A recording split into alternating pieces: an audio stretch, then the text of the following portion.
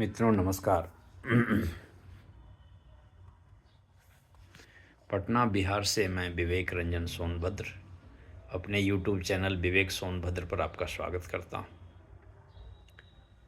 आज मैं फिर आपसे मुखातिब हूं। आज भी मामला भ्रष्टाचार का ही है, क्योंकि अखबार की सुर्खियां बहुत तगड़ी हैं। मित्रों, भ्रष्टाचार हमारे देश की बहुत बड़ी समस्या हो गई है, लेकिन लगता नहीं है कि समाज में इसके प्रति चिंता है।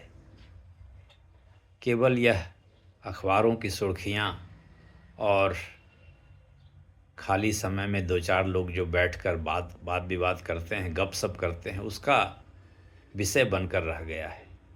क्योंकि कार्रवाई कुछ दिखती नहीं है कि एक्चुअली कार्रवाई क्या हुई। देखिए, आज से 10-12 साल पहले बड़े बड़े घोटालों की बड़ी चर्चा हुई थी। 2G घोटाला, कोल ब्लॉक आवंटन घोटाला, राष्ट्रमंडल खेल घोटाला, आदर्श सहकारी गृह निर्माण समिति घोटाला। लेकिन इन सब घोटालों में कोई आरोपित, एक तो ज़्यादा लोग आरोपित ही नहीं हुए, और जो आरोपित हुए भी तो किसी को सज़ा नहीं मिली। 2G के मामले को तो निचली अदालत ने खारिज कर दिया कि कोई सबूत नहीं है। तो या तो भ्रष्टाचार नहीं था, फिर इतना बड़ा बवंडर कैसे बना। अन्ना का आंदोलन इतना बड़ा हुआ, जिस आंदोलन से केजरीवाल जी को सत्ता मिली, जिस आंदोलन से मोदी जी को भी सत्ता में आने में कुछ सहूलियत मिली, क्योंकि माहौल उस समय की सरकार जो कांग्रेस नीति गठबंधन था उसकी सरकार के खिलाफ माहौल बना, और मोदी जी के नेतृत्व में राष्ट्रीय जनतांत्रिक गठबंधन को बहुमत मिला। मोदी जी ने भी अपने प्रथम संबोधन, जो कि स्वतंत्रता दिवस के दिन प्रथम संबोधन दिया 15 अगस्त 2014 को, उसमें उन्होंने भी कहा, न खाऊंगा न खाने दूंगा। पर जो घोटाले बहुत चर्चा में आए थे, जिस पर कितने दिन तक बहस हुई, कितने अखबारों की रोज सुर्खियां बनी, उस पर कुछ हो नहीं पाया। प्रवर्तन निदेशालय या CBI जो जांच करती हैं, उस जांच में कोई बड़े लोग ज़्यादा दोषी होते नहीं हैं, होते भी हैं तो फिर ऊपर की अदालतों से बच जाते हैं।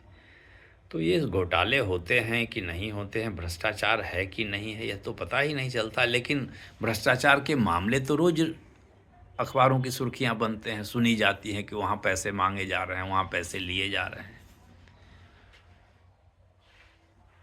तो इसका क्या निदान है, यह तो जनता ही सोचेगी, क्योंकि जनता ही देश की मालिक है। आप ऐसे लोगों को वोट देते हैं जो भ्रष्टाचार को घटाने में सफल नहीं हो रहे हैं। ठीक है, अगर भ्रष्टाचार नहीं है तो मामले को बंद किया जाए। अभी देखिए, जैसे एक मामला बहुत वर्षों से चल रहा है, नेशनल हेराल्ड का मामला, प्रवर्तन निदेशालय उसको देख रही है।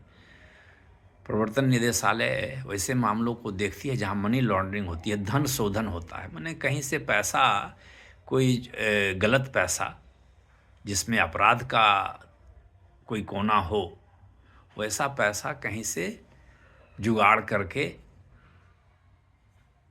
लाया जाता है, और जो दिखाया जाता है कि यह पैसा कोई व्यावसायिक ट्रांजैक्शन है, बल्कि एक्चुअली वो झूठे ट्रांजैक्शन होते हैं, और वो 2 नंबर के पैसे को सफ़ेद करिए 1 नंबर बनाया जाता है, यानी धन शोधन किया जाता है।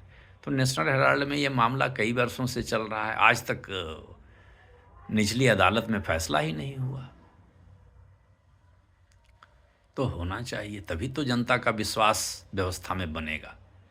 बिहार में 2017 में एक सृजन घोटाला भागलपुर ज़िले में हुआ था।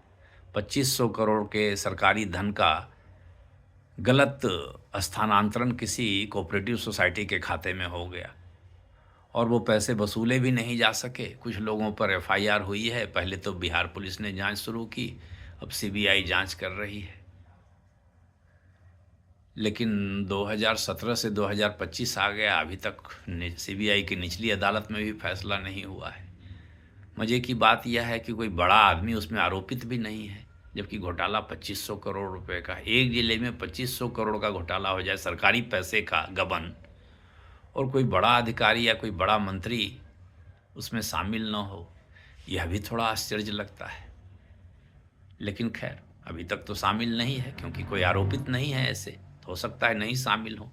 मेरे शक करने से तो कोई आरोपित नहीं हो जाएगा, और मेरा शक भी कोई आधार पे होना चाहिए। किसी का भी शक आधारहीन नहीं होना चाहिए, इसलिए मैं इस पर कुछ नहीं कह रहा हूँ। लेकिन हाँ, मुकदमा इतना दिन चल रहा है, इस बात का मुझे भी दुख है। 7 साल से मुकदमा चल रहा है, अभी तक कोई फैसला नहीं आया।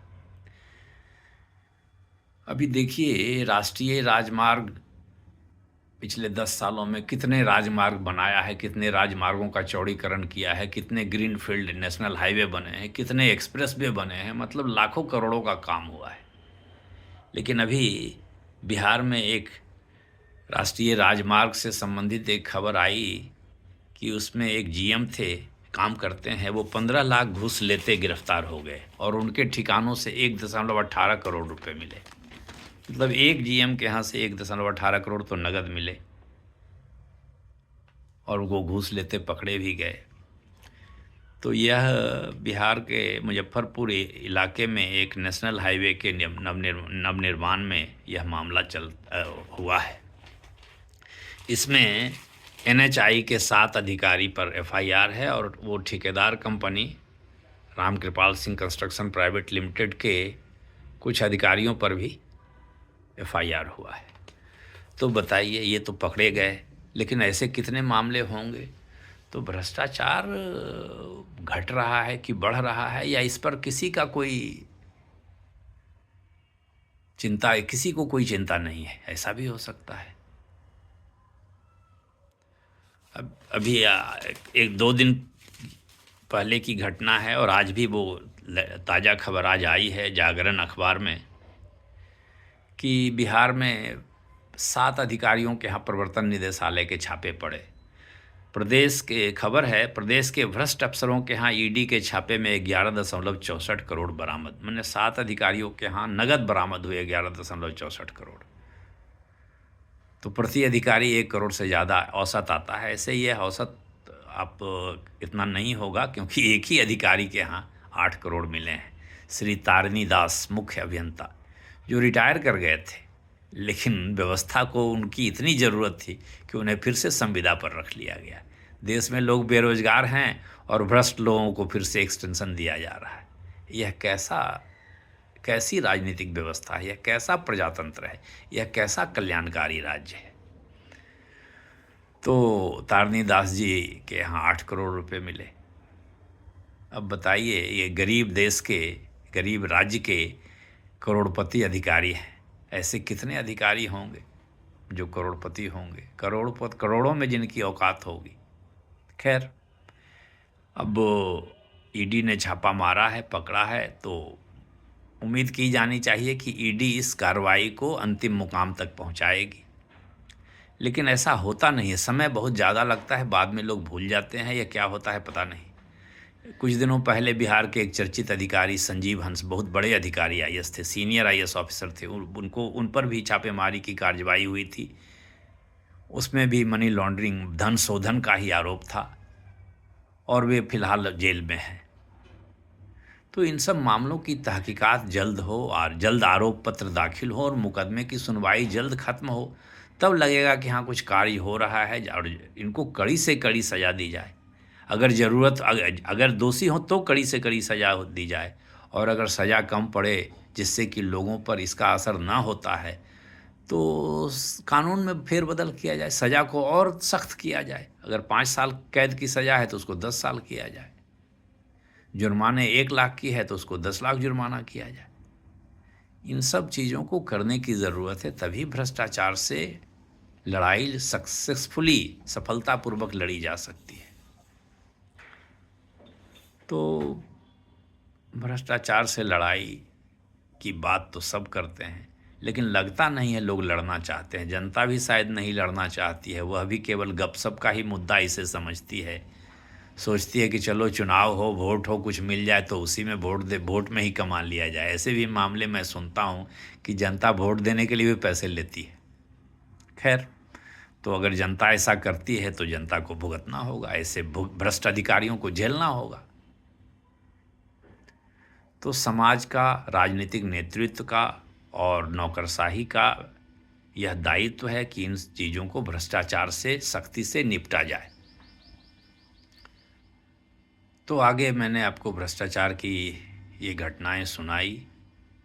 मेरे वीडियो पर आप अपनी राय दें कि मैंने सही कहा, गलत कहा, मुझे क्या और करना चाहिए, आपको समाज के लिए क्या करना चाहिए, समाज आपके लिए क्या करे।